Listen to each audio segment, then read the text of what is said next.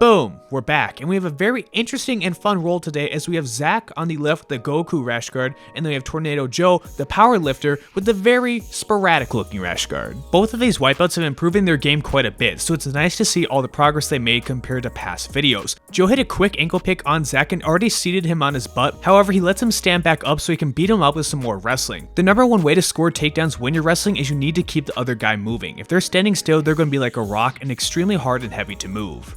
Joe has an underhook with his left arm and is doing a great job about using this to control Zach. He's able to push and pull him around at will, then he uses the underhook to shuck the arm by so he can grab a nice single leg. Joe also did a really crucial step in completing the takedown. As Zach turned into him, Joe went upstairs and he grabbed a body lock on him, and then he ran forward to complete the takedown and he landed up in open guard.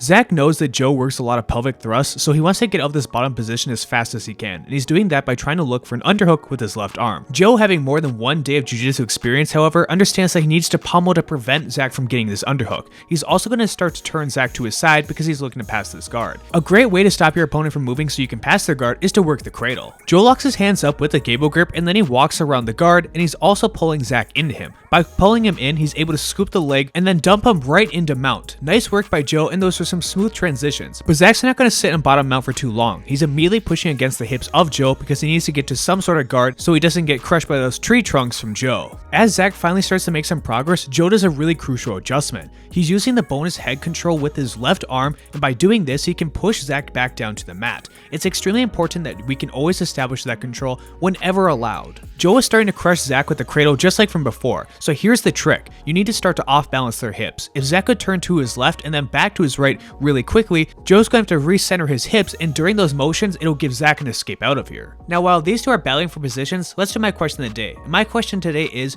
what instructional would you like to see next? I always get really good feedback when I do tutorials and I give you guys guides on how to get better jiu-jitsu, so let me know in the comments what you'd like to see next. And if I like your idea, I'll even reply back to you. And while you're at it, you may as well press like on the video because it really helps me out as well as it helps out the algorithm, and then you can see more of my videos in the future. Now, Zach may need to work on his wrestling because he tries to stand up and reach around Joe's back, which basically gives Joe mount. All Joe had to do is push his hips forward a little bit and then he can get on top of him. Zach did do a nice job pushing him off and shrimping. He even hits a nice tripod sweep, but he's giving Joe an entry towards the leg. Joe's had enough of leg day, however, so he decides to let go of Zach's foot and he returns to wrestling. He's already been ragdolling Zach in the wrestling department, so he may as well keep it up. As much fun as wrestling may be, it also has a lot of moments where you're looking for the better tie, and it can get a bit stale. So we're going to skip past all this until Joe gets a nice grip on Zach, hits him with a knee bump, and then they return back to the mat and they can work some more jiu-jitsu.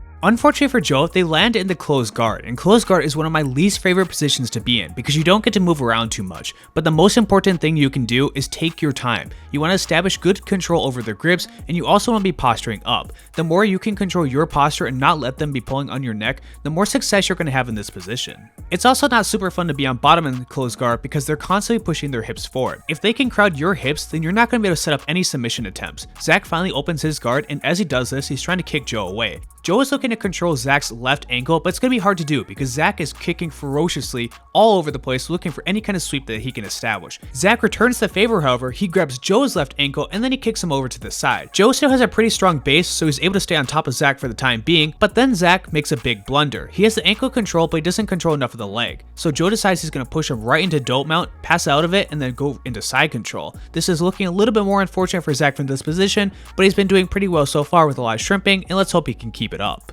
Joe makes a nice adjustment by pulling the head up, and as he pulls the head up, he's able to pass the knee over and move right into mount.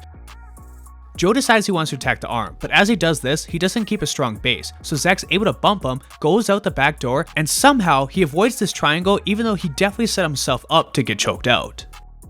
Zach is looking to pass the guard by shucking Joe's right leg, and he should really commit a lot harder to this. Joe is pushing with his right arm, but that one post isn't enough. If he would have worked a little bit harder at it, he wouldn't need to try and go the opposite way and end up in half guard. A really common sweep on this channel is when they're in half guard and they get a deep waist on you. Joe has a deep waist on Zach and he's going to start working his way up. He scoops Zach's left leg and Zach tries to attack the head, but if you don't have a strong guillotine game, you should definitely focus on your position instead, because now he has to deal with Joe on top of him in side control. But this does bring us to the end of the round, so if you appreciate the video and you think these two did really well, please make sure to like, comment, and subscribe. I appreciate all my viewers and patrons. Thanks for watching. But before you go, if you want to look extremely stylish doing jiu-jitsu or other sports, then make sure to check out xmartial.com from my link in the description below, so you can get awesome gear like I have, and you can use promotion code Tyler10 to save extra money.